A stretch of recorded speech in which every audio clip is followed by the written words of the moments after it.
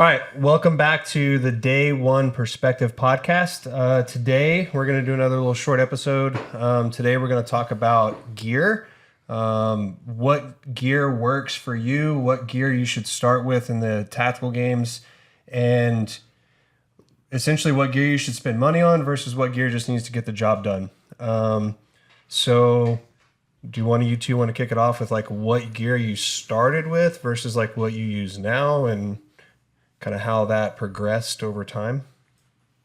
Well, so when I started, the gear was like heavily restricted. Sure. So maybe you start and then I'll talk about it a little bit. Yeah.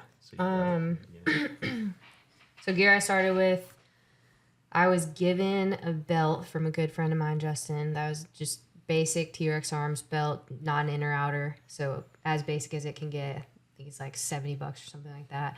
You told me to get 511 pouches because they were just simple and functional. So I got that. I got a holster that I borrowed from someone. My vest that I started with was borrowed. Pretty much everything I shot with at first was borrowed because I didn't know what I would like. Yeah. I didn't know it would fit me.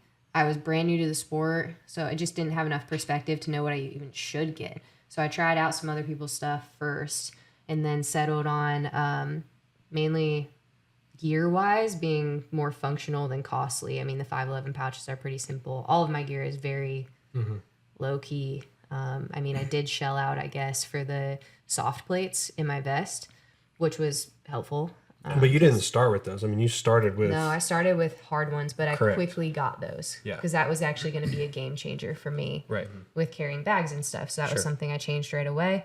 And then I started with anything I could shoot, because like I said, I borrowed guns too to start from friends of mine back in Cookeville. So I got a Glock 34. That is a good gun to start with. Yeah, I got it. It was like a resale gun or like a prior used gun from my local gun shop. And it just had a different trigger in it. That's it. Yeah. But as basic as it could get. And I think I changed the front sights out to be a little bit more narrow because the ones they come with are real fat. And for tactical games, I couldn't see my targets as well. Yeah. And I just ran the Glock for a while.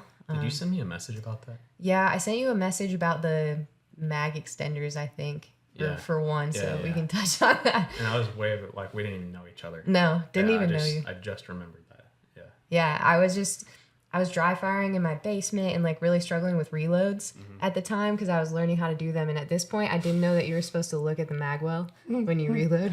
Yeah. So like that was probably actually the problem. Yeah, I was just like staring at my target. Keep your eyes on the threat. Yeah, I don't know where I got that from, but it just felt tactical. So tactically bad habits. Yeah. So I texted you about it and I was like, hey man, I really struggle with reloads. Like, is it my mags? Like, do I need mag extenders? Because my friend Justin had those. And I was like, that's gotta be it. I just need mag extenders. And you're like, no, you just need to index it right and have better mechanics is essentially what you told me to do and practice more with that. And look at the mag well. Yeah. And that. So I ended up not spending the extra money to get all of that extra stuff. I just got good with the basic Glock components. Like I said, basic Glock, basic mags with a different trigger in it. That's it. And then rifle wise, I mean, I just shot. I didn't know anything about the rifle, and there was so much to learn in the beginning about what even is the game, what equipment works for me, like how do I do any of this? That like taking the rifle out of the equation of having to worry about like what I need there was really helpful because there's so much other stuff to focus on. So I borrowed Jake's rifle for a while after that, like 8 months or so. Yeah. And, I just understood that like you line it up and pull the trigger slow, and the rest I didn't really think about as far as what gear I had back then. So starting out, it was as basic as I could get on that. And I just trusted what you said on the rifle that like it would do its thing. Yeah. That's it. Jared, what about your gear when you started out? The rifle did its thing until it didn't. Until it didn't. Stopped doing its thing. Yeah. So like when you started, Jared, things were way different. I mean, so we were allowed a 1X on a gun. We had, people frowned on 2011s at the time. They weren't illegal, but they were frowned upon. So they were like right before the first event. I had a couple Glock 34s. And then, but I had back before staccato was staccato, it was STI, and I had 2 or 3 STIs that I competed in 3-gun with, and like some USPSA. I didn't shoot too much USPSA, but I had shot a lot of 3-gun with STIs. And it was actually Tony Pignato from Staccato, or back then it was STI, but he got with Tim and talked Tim into allowing 2011s, because at first they weren't going to be allowed. Right. They were gamer guns. Right. Why? So for a long time, and this is, gear, this is a good thing to talk about. For a long time, 2011s have always been reliable. Like, the gun has always been very reliable. The magazines were the Achilles heel of the 2011. So you had to pull apart your magazines, clean them in between each stage back then. You had tuning kits where you would tune the mag lips to make sure that the bullet was presenting correctly in the magazine. Different kinds of springs, different kinds of mag, whatever it's called, the base plates, and then like the grams followers, stock followers, Terran tactical followers. Like, you basically had to get the perfect combination of spring, follower, and mag plate, and then you had to keep the mag lips tuned, and the gun would work really good. Then it was actually in that time where it started while it was still STI, that they started innovating the magazines. And they changed the geometry of the magazine. I think they're on like the third, like G3, I think, like the third iteration of the magazine. I've seen some that have different markings on them, but I've been told that the G3 are the ones that we need to be using right now. And but I have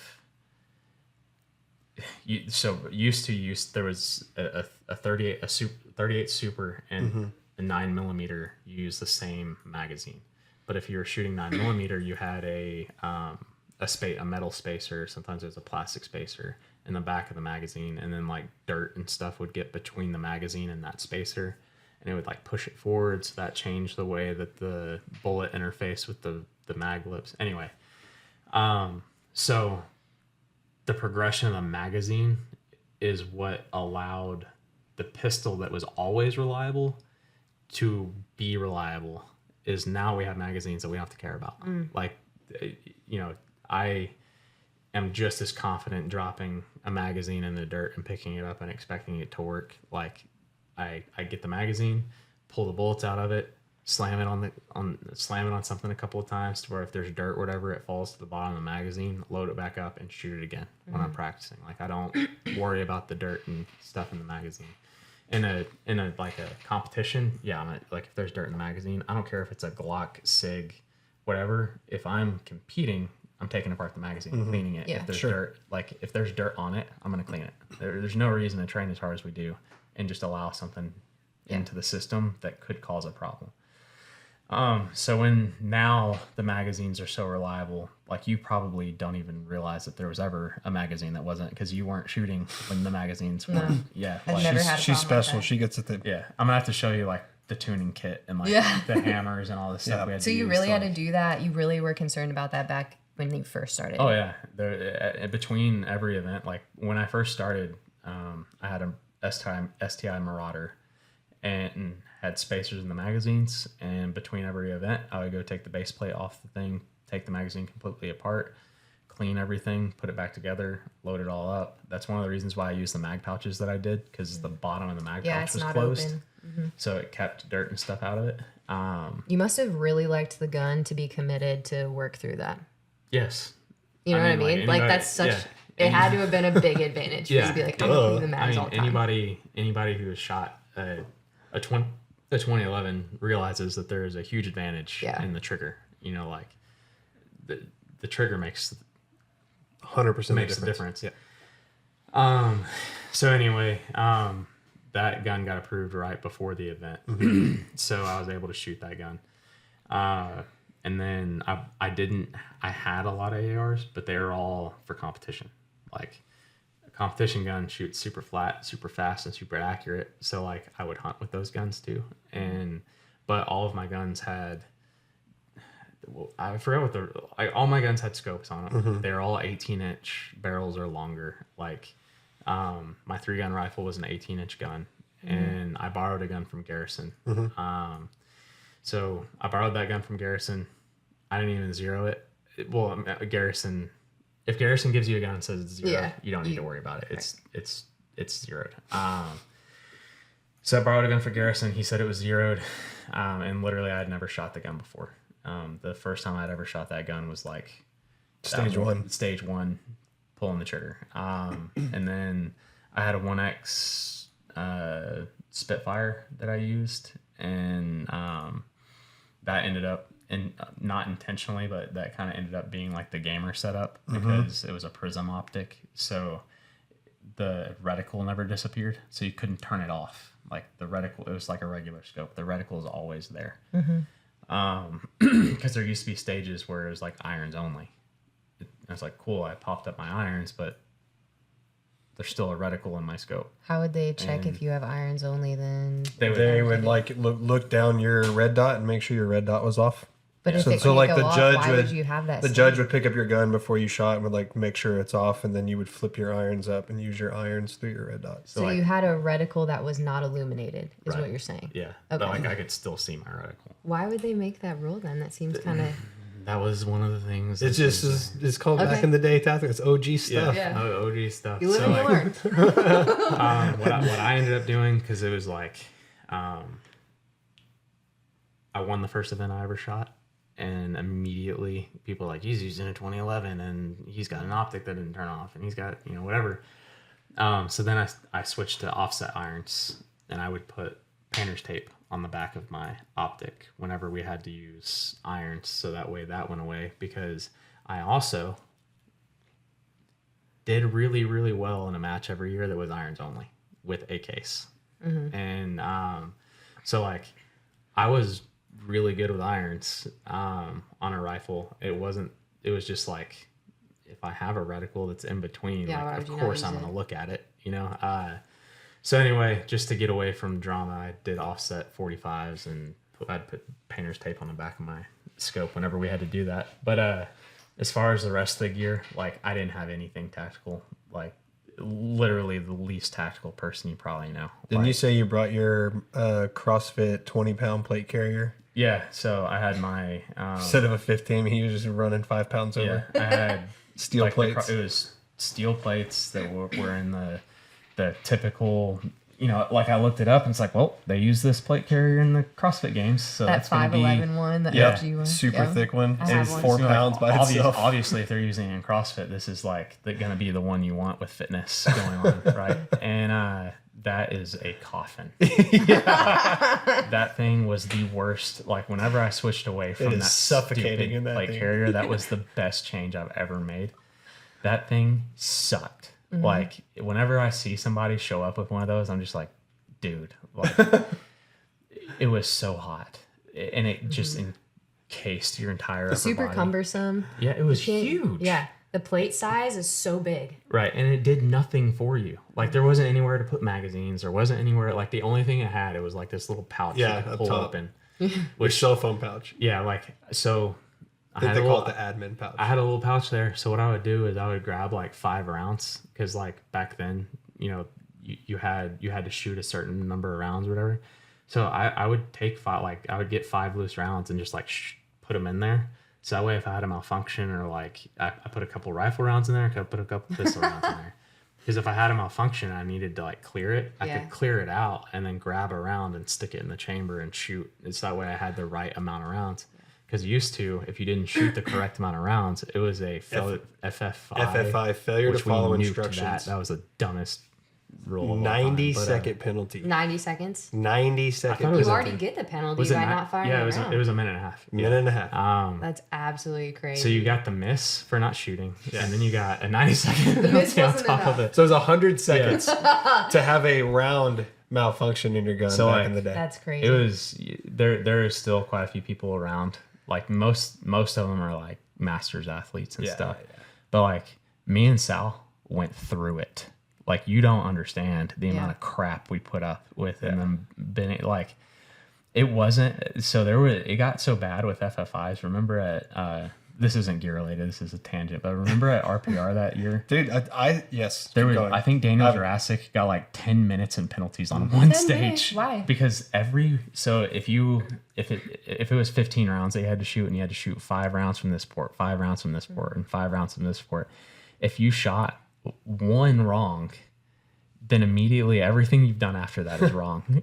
So each time you pulled the triggers, 90 and seconds, like if 90 you seconds. were trying to get back in cadence because you knew you fired 6 out of this one, so you was went and still fired wrong. 4, and then you did 5. If the judge, well, sometimes it worked out in your favor if the judge was on the same page as you. Yeah, you but if the just got judge one. wasn't on the same page as you, like no, you only shot 4. You shot 6 here and 4 there, so then that's 2, and then there's another one Yeah. down here. It's like. Just racking up 90-second penalties. Oh my god. So I worked for Jeremy at the time, and he was the match director for that event. And I remember going back and being like, dude, if this game is going to be all about 90-second penalties, Yeah. I think I occurred 16 or 17 across the weekend. So, like, there's no chance of placing anywhere in the top 12 at that point, right? And Elite used to roll deep. There was like 24, 25 people in Elite back then. Elite wasn't hard to leave. Right. Yeah. I mean, So- it was really hard at the top, but like Sure. what we were doing, you just had to sprint. Right. But yeah. I just remember going back to work and being like, Jeremy, there's no way to compete in this if you're just going to get 90-second Yeah. penalties for firing one round out of the wrong Man. port or having a malfunction or misloading a magazine. I mean, people don't do that very often now, but back then it was a thing. And so if you misloaded a magazine, like that's 90 seconds. Because back then, like, it was me.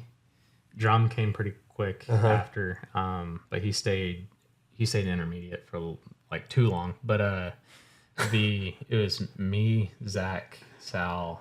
I'm sure I'm missing a couple, but like there was a couple that have been in it for a long time, and we would get permanent marker, and we had like a dissertation written down on our arm, like what we needed to do on each round to make sure. And like you would get there, and like you would see Sal or me, whoever, you would get there and stop and like look at your arm and read what you needed to do and like make sure. But what it did kind of create back then was like everybody it was one time it was like me, Brule, Tim's son, like we all knew each other in the thing. So we would get to the firing line and start yelling at each other like, remember, it's 5, 5, 5. Don't shoot too many. Because it was a competition to see who wasn't going to get an FFI. yeah, Right. and that's not fun. Like that's what it was. Yeah. But The like pouch thing makes more sense when you explain that. yeah, because like if you dumped around, you're like, that's 90 seconds. I need another one.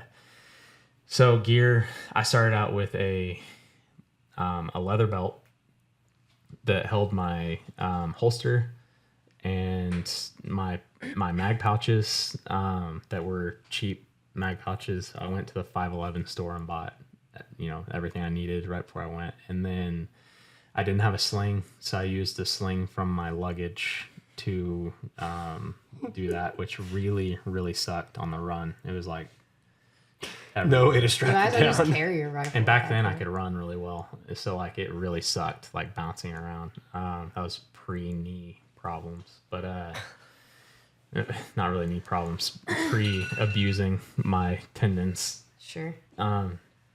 But there was that. So holster, and then from there, like Anton Haley was for 3 events in a row. He beat me 3 events in a row with like his department issued SIG P226. Like I think the first pull was 14 pounds. Oh my goodness. And then it went, and like he could shoot it, So anyway, all that to say, like, I think your story coming up is how it should go. Like, borrow what you don't have. Don't go out and buy stuff yet. People get really focused on the gear, like too focused. And I think that if you look at the people that are at the top, they have what they need and nothing else. Well, right before we started recording, you listed 3 or 4 things to like actually shell out money on. Yeah. And that's like worth spending the money on. What are those things?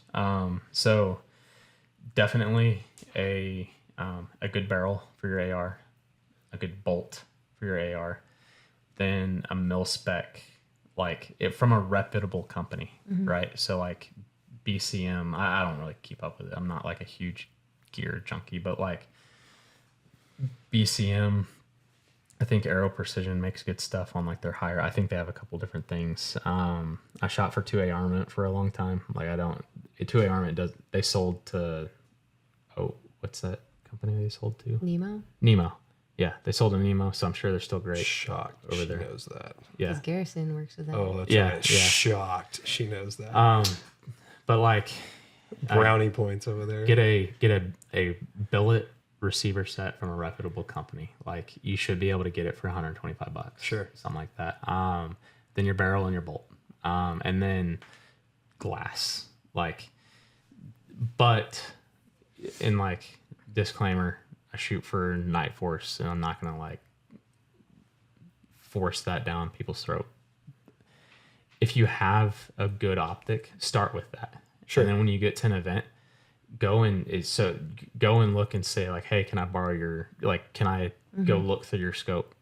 And anybody, you can come get my gun and look through my scope. Anybody is going to let you grab their gun and like look downrange and like see and play with it and stuff. Twist their turrets and do all Yeah, that. don't touch my turret. But you can hold it and look through it and see if you like it at different ranges, whatever. Just look through everything and make a decision on that. But for your first event, don't go drop like $4,000 on gear, because I promise you, like, you're not going to need $1,000 of it. You're going to wish that you had something a little bit different for some of it, and then you're going to buy too much. Yeah, 100%. What about holster? Holster? So I really like the Blackhawk holster I use. I shoot for Blackhawk, so I'm going to say that too. But I really like the one that I use because it has a fully enclosed system for the dot, right? And then I run a, what do they call it?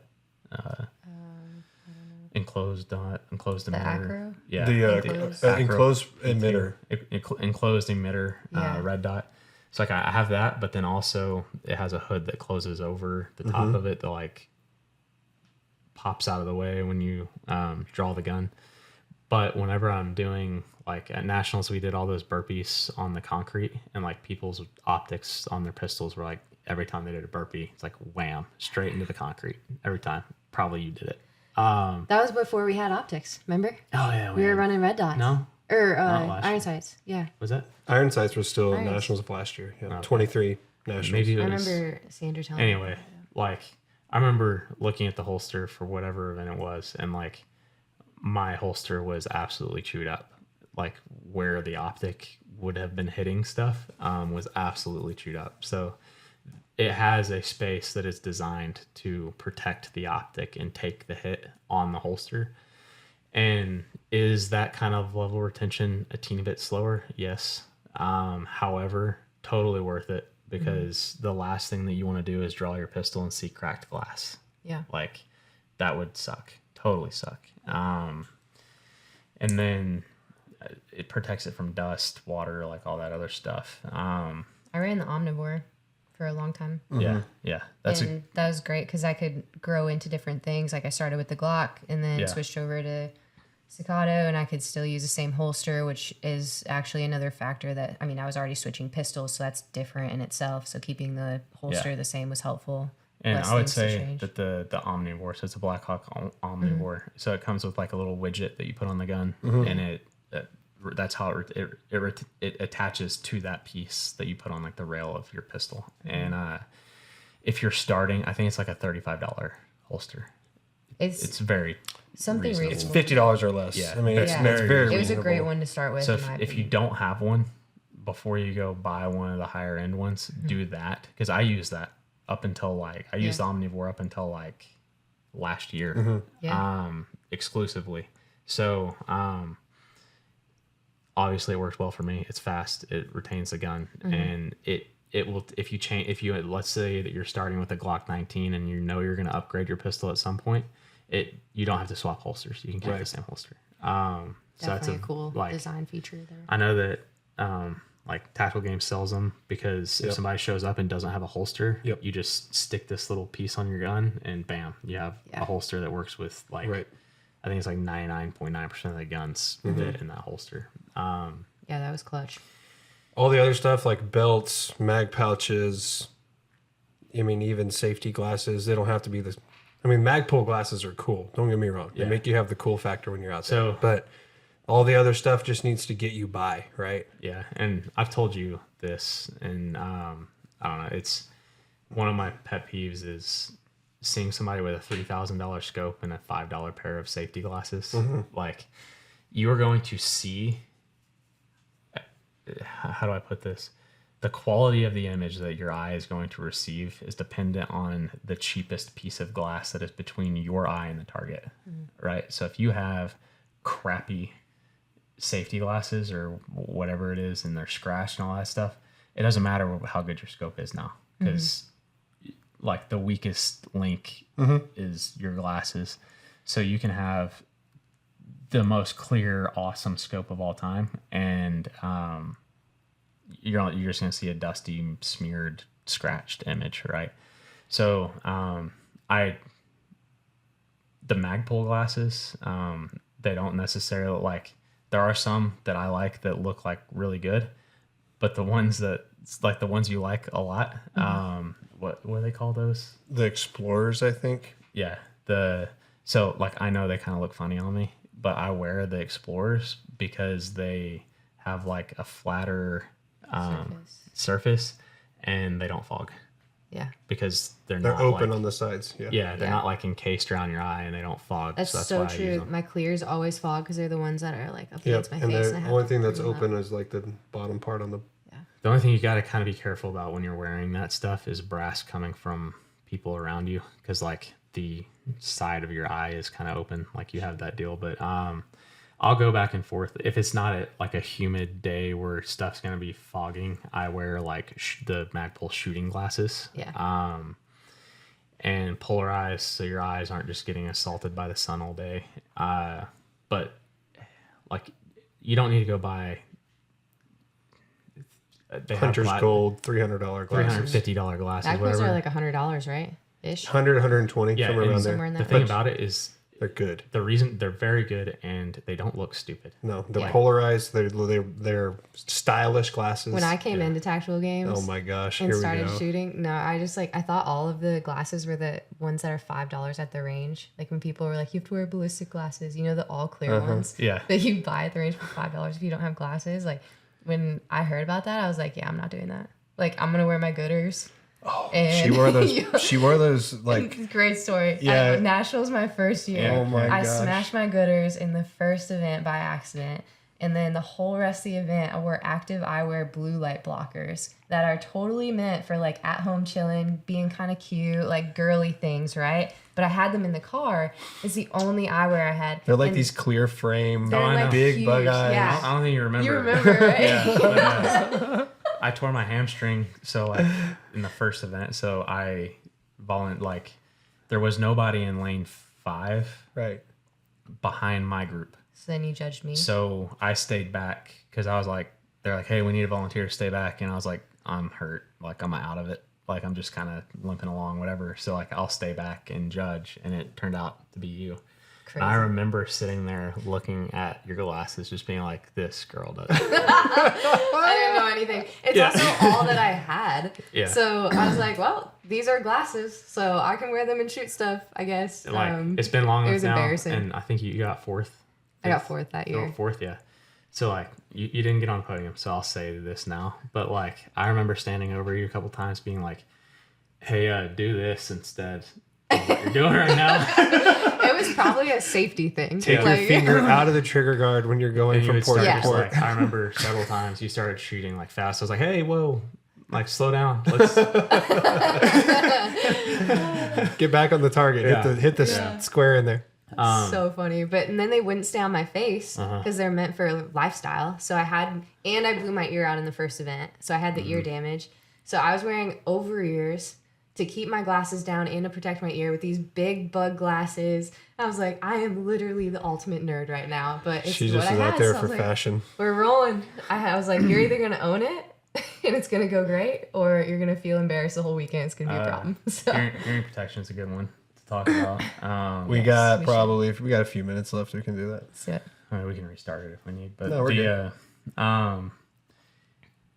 Foamies are awesome. It's loud because there's 5 people on the firing line. I use what are the moldable ones? Decibels.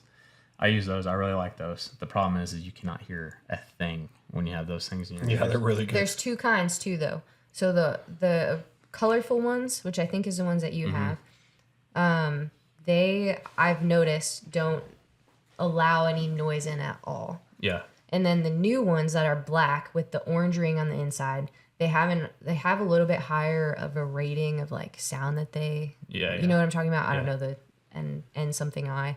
Anyways, so they're more protective, and when someone is talking to you, it's a little easier to hear them, but it still muffles the shooting really well. So I think they might have an upgrade there. Yeah, I always just tell the RO or whoever that's ROing me, like, hey, if I yell at you, it's because I can't hear anything. Yeah. And I'm talking to you in the same volume I want it coming back at me. So, like, I'm not mad, I promise. Like, I just need you to be loud when you're talking to me because I can't hear to begin with. And I put those in my ears and I can't hear crap. Jake got so mad at me at the team event because he was trying to yell at me and I had my decibels in. And they were the colorful ones. He just couldn't hear it. Then like action shooting events, I'll put over ears over my inner ears, or if it's an event that nothing around my head is really gonna matter and like the fitness isn't too hard or whatever, I'll put over ear with my inner ear, and then I turn up the volume on the deal so like that when people are talking I can hear what they're saying because it's like blasting it into my ear, and then it shuts off when it starts shooting. But really like the basic stuff. The plate carrier that I use now the Blackhawk one has the pouches in the cummerbund. Highly suggest if you're gonna buy a plate carrier, buy one that has you're able to those pouches that you can put because you can't feel the rifle magazines when they're in there. And I think I usually go with 2 pouches on my belt, 2 rifle pouches on my belt, 3 pistol pouches on my belt, and then my holster. And if I need anything else, I jam the rifle mags in the cummerbund, and I just put the extra pistol magazines in my pocket. Yeah. Do you still run that pistol mag right behind your holster? Most of the time, if it's like 4 or 5. Not that I'm giving away any secrets. Yeah. No, most of the time, if it's like 4 or 5 mags that you need, you're like staging the mags, and that's how they keep track of what round you're on. Is because you have like at the end of the fitness, you have to go grab your mags and work your way back or whatever. But if there is a situation where I need to get an extra one and it's like being in my pocket isn't going to work, then I put a pistol mag right behind my holster on the right side, and then I just use that mag first. Right. So it's like get that out of the way, whatever. Right. But it's a good place to keep it, and that way you don't have stuff like wrapped all the way around your back. I've currently got that going on. Yeah. Because being a female, we don't often have pockets. Yeah. And then small waist. And so I'm like maxed out. Yeah, she doesn't have a ton of real estate on the band. So I do like my rifle mags on my vest as often as I can, and TRX Arms has the AC1 and the placard that goes on it that is really similar to what you're talking about, where it decompresses when there's nothing in it, and then there's mags across the front, and then there's some in the side as well. Sure. So I really like that because then as I take them out, I get smaller. And then on my belt, I have 4 pistol and technically 2 rifle right now. So I could do 5 total rifle if I needed to on me, and 4 pistol plus another pistol in my vest. So I have room for 5, but I'll adjust it for 2 gun stages and stuff. If I don't need all the stuff, like by all means, you can take it off for each event on a belt like mine because it's not mollied in there. I guess really like I never thought about it, but like if you're just coming into the sport and you're not used to it, you can reconfigure the way you have stuff in between events. So you can take mag pouches on and off, and like if you have them on your plate carrier and because you needed them for one event, you can take those off for the next event. Yeah. So disclaimer, that does not mean you can do that with gear on your rifle or gear on your pistol. Yeah. You just, just your mag pouches can be switched around. Like moved around. Disclaimer for that. But so like you're not stuck with the way you have your pouches configured. You can reconfigure all that, but you need a way to carry 5 of each, but it doesn't need to be like 5 mag pouches perfectly placed on your belt. You can stash them wherever you can stash them, because if there's 5, most of the time you're starting on a shooting, like you're starting back and like you run to the firing line, Right. and you shoot and you immediately have 2. Yeah. Like you started with a rifle mag in your hand probably. Yeah. So I don't sweat it. It's never been something that's like hindered me in any way. I have a way to carry 3 pistol magazines and 2 rifle magazines on my belt, and then the rest of it goes in the pouches on the cummerbund, and then pockets for my pistol mags. But then, so eye protection, ear protection, a belt, shoes. Like I wear Metcons or whatever they are. What are the Reebok ones? Nanos. Yeah. I wear the Nano Trail or something like that sometimes. And then on the runs, I use the Ultra running shoes. Yeah. But people get real into shoes. Like just use whatever you normally work out in. Yeah, I would agree with that. You don't need like some like super cleaty type shoe. Like most events, I don't come out of my CrossFit shoes the entire time. Right. So until the run, I'm not running in my CrossFit shoes. Right. But something that can withstand a rope. That's about it. Yeah. Bring a knee sleeve to protect your leg from the rope. Oh yeah, that's a good one. And sometimes I wear my knee sleeves just Yeah, I for was gonna say barricades and stuff, and Yeah. Or There's depending hot on what grass. you're kneeling on, if it's rocks, pebbles, Yeah. whatever it is. I wear knee sleeves to the firing line often. yep. Yeah. Knee So sleeves are like clutch. purely wear knee sleeves, not to because I need the knee sleeves for the stage, but like sharp rocks or hot brass. Janae wears knee sleeves because she's a CrossFitter and it looks cool. Yeah, yeah, It's just it makes me feel at home. yeah. Makes her feel like an athlete. But you're not tearing up your knees, Right. whatever. But a way to protect your leg from the rope, a pair of running shoes, a pair of shoes to work out in, belt, holster, glasses, ear protection, eye protection, and then Sling. Yeah. That's it. So, but other than that, I guess like the main takeaway is don't get caught in the weeds on the gear. Like you don't need high speed mag extensions. You don't need mag wells. You don't need like all this other stuff. You don't need it. Like it's fine.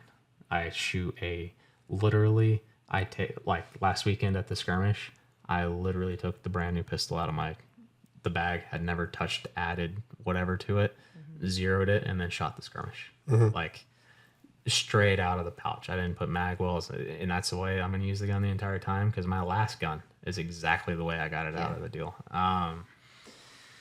So if you have a Glock, a lot of people end up doing a lot of stuff to your Glock that ends up making it not run right, and like put giant mag wells and mag extensions. All that crap just gets in your way. Like especially farmers carries having like mag wells and whatever. Don't do it. You can drop a trigger in a Glock. That's about it. Yeah. Just make sure it's a reliable one and it works and you've tested it and all that. But other than that, I think what else you got? You got anything else? No. All right, cool. That's gear. We'll be back next time.